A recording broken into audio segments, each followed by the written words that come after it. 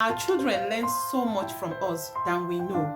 The questions we ask, the responses we give, the way we relate to family members, friends, and neighbors, all these are unintentional knowledge that we give to them.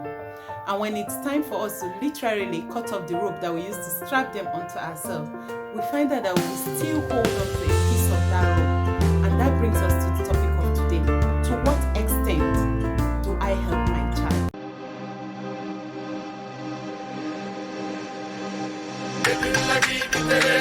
Hello everyone, welcome to True Mother's Tears. My name is Zainab Mahmoud. I'm a grief loss and a parenting coach. If you're new to my channel, I say a big welcome. Thank you for stopping by, and please don't forget to hit the subscribe button and the bell on notification to be notified whenever there's a new video from us, which is every Friday, by the way. Don't also forget to give us a thumbs up. If you've been with me from the onset, thank you so very much for hanging in there. I can never take this for granted. Thank you so much. Our joy is to become a blessing to you, just like you have become a blessing to us. So today we'll be talking about to what extent do we help our kids.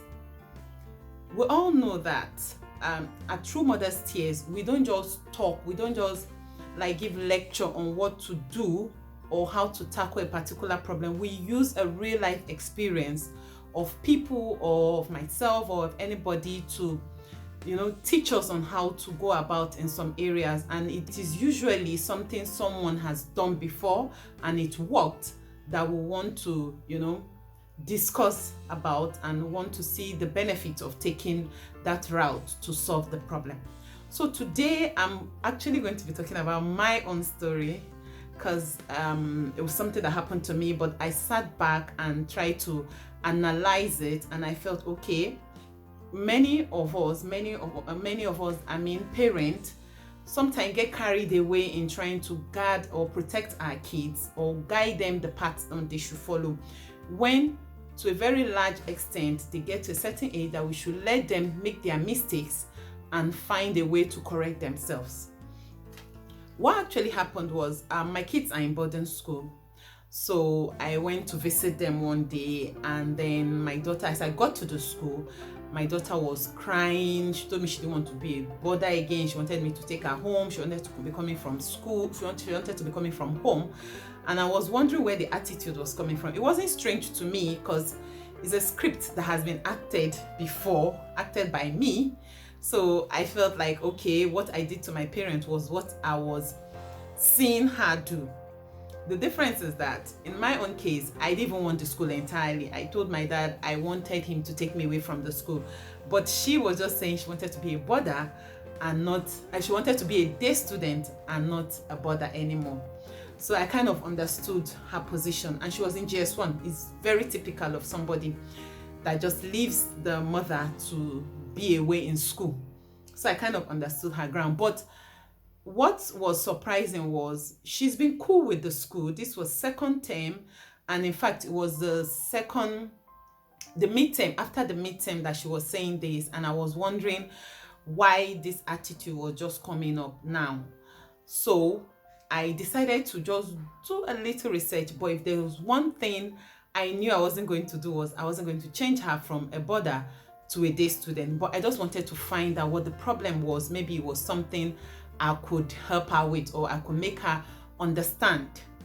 So I started asking her questions, and I discovered that I asked her of her friends, because that is one thing that makes boarding school very exciting. Your parents are not there, your siblings are not with you. The only people you have are your friends, and those are people that become your relations, your friends, your neighbors, your everything. So if you're not good with them, you find out that you'll be living in a place where you are not comfortable. You can't wait to get back home, and it makes your life in the school miserable. So I inquired about her friends, and she said she doesn't know, that nobody was talking to her, nobody wanted to be her friend. And I was like, I started naming the people that I've heard her talk about, the people that have called her when she was at home that I was aware of. And then she told me all of them, that nobody was talking to her. And I was like, okay, this is where the problem was.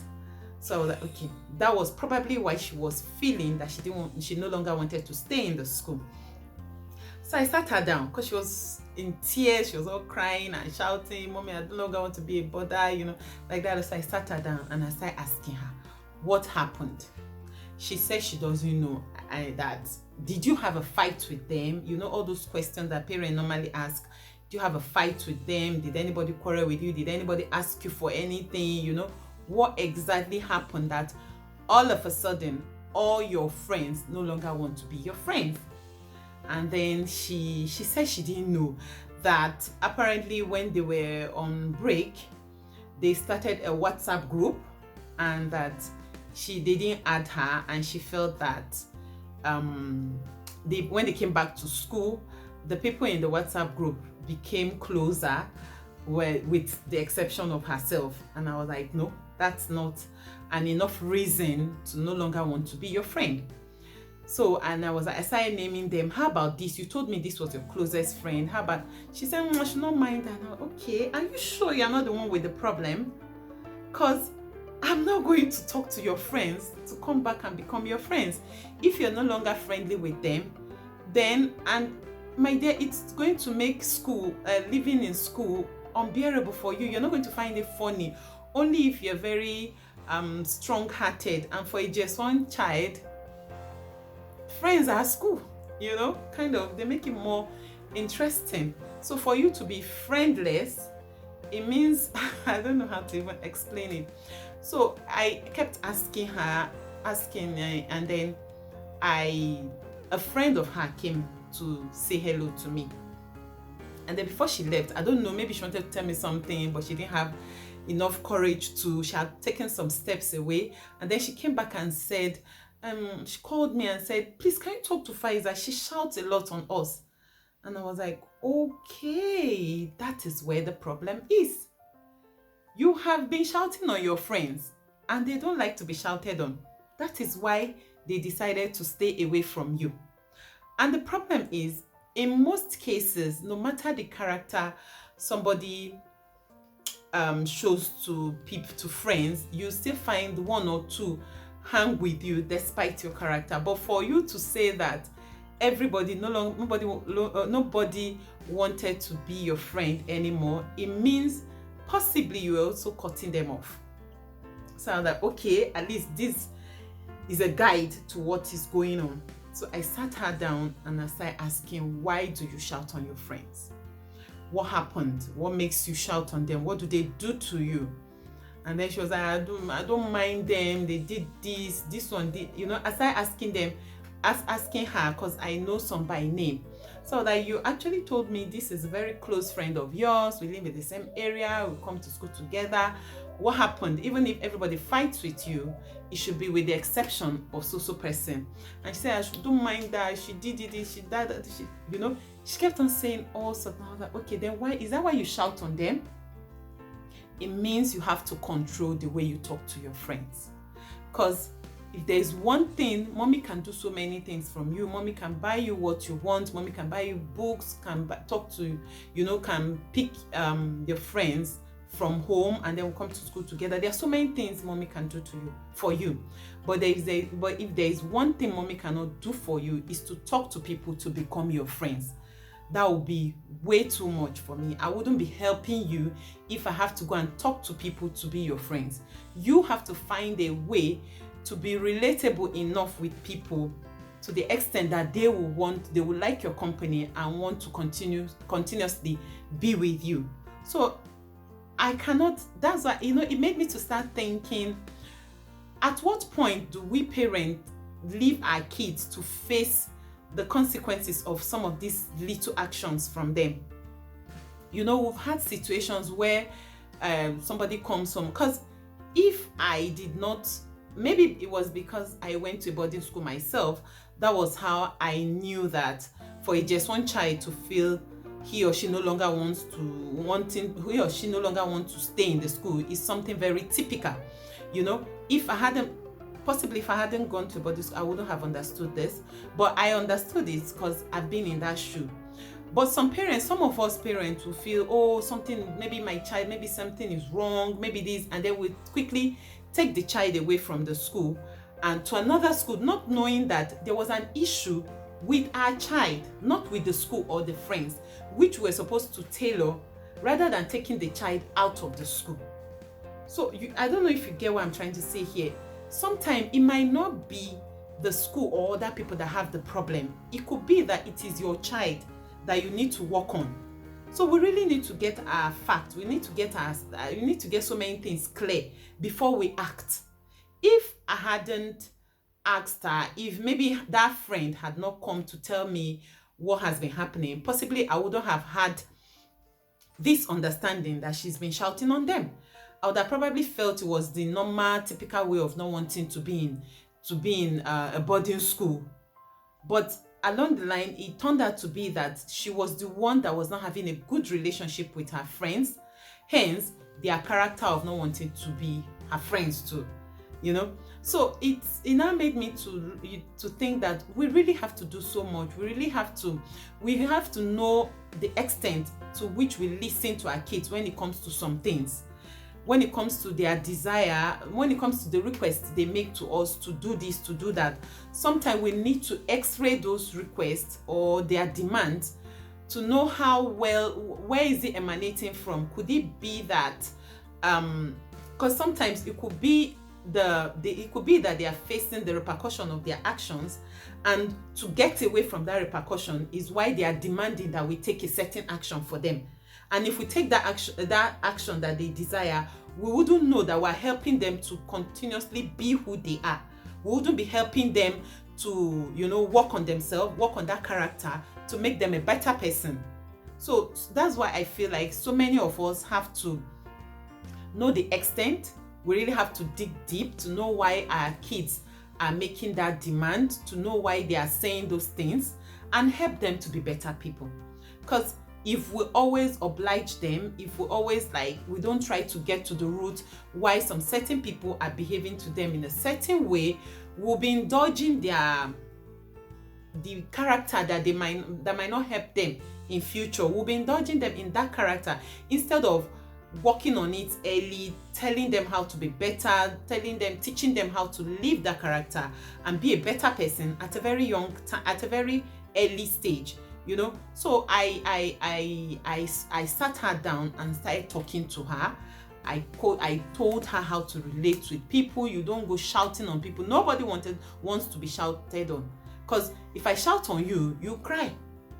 Because my daughter is someone that once you even frown, she starts jittering.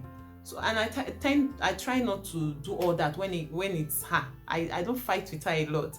So, but and I was like, if you that do not like such things, you are now the one acting it, showing it to people, then henceforth, how do you want people to act with you? What response do you think you get from people when you don't give them a good action? So when you shout on people, it's either they shout back on you or they leave you. And that is what you're seeing now. Instead of you to now talk to yourself and stop shouting on people, you decide to cry to mommy to tell her to change your school. So I don't know if you get what I'm trying to say here. Just let's not always listen to our kids. Let's watch their interpersonal relationship with other people, not just with us. Let's try to get to know them better, get to know their friends, get to know how they relate with their friends. If you ever hear your child talking in a very not very kind manner or saying some things that are not proper to his or her friend, you should quickly come in and correct. Things like that are what they will hold on to as they grow up, and it might go a long way in making them be a better friend to their friends or be a better person to their friends. So I sat my daughter down and spoke to her extensively.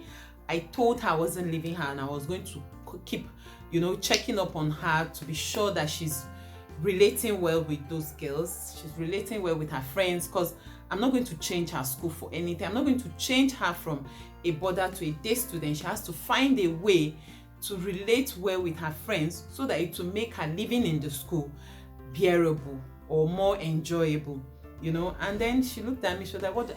Go and apologize to them and stop shouting on them."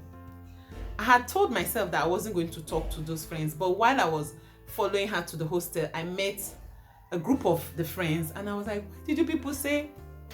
I didn't know, the mother instinct in you will always jump in sometimes. And I was like, what happened? There was one that I know very well. What happened? What happened that you no longer want to be Faiza's friend? See, she said she wants to change. She wants me to take her away from the school. And they all gathered around her. Oh, is it true? We're so sorry. No, mommy, it's not like that. We don't know what happened. This and that. You know how friends behave. So I just left them like that. But at the same time, I made them realize that she was feeling bad. So they should also take it easy with the way they punish her over what they feel she must have done to them. So at the same time, I just try to create a meeting point between the two friends. Though I later felt like I shouldn't have done that. I should have just let her face the consequences of her action. But sometimes the motherly instinct, like I say, that we don't always let go of the rope we used to strap them onto ourselves. We still find ourselves jumping in one way or the other. But I just feel like I should bring this up to us. It's something we should all look at. It's something we should all work on. Like I also try to work on it, and work on my kids. And what I did after was, anytime I call her, I ask her about her friends, and I'm like, I hope you've not fought with them again. I hope people are cool. And she says, yes, Mom, we're okay. It got to a point that she was like, Mom, why are you always asking me about my friends? Just leave us, let us be. I said, okay, as long as you're good with them, you are cool, I don't have a problem. And she said, just leave us. So I left her. Henceforth, she's been with the friends. They call her anytime she comes home. And I feel she's now okay. She must have learned her lessons. Like, she talks to them in a way they don't like. They leave her to her fate, and she becomes friendless. So that brings us to the end of today's topic. Please, don't forget to hit the subscribe button if you're new here, and the bell on notification to be notified whenever there's a new video, which is every Friday. And please don't forget to give us a thumbs up for what we do here. So till we meet again next time, same time. Thank you so very much for being with me, and have a lovely weekend. Thank you. Bye.